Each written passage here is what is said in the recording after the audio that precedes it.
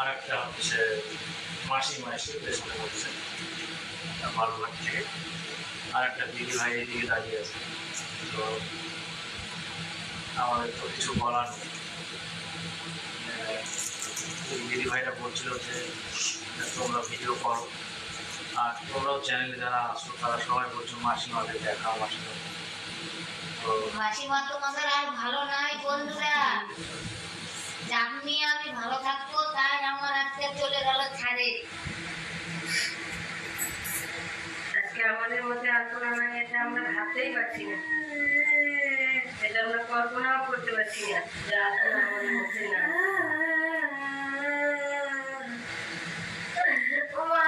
কত সুন্দর ভিডিও করতাম, সব বন্ধুদের সাথে কথা কথা, বন্ধুরা তোমাদের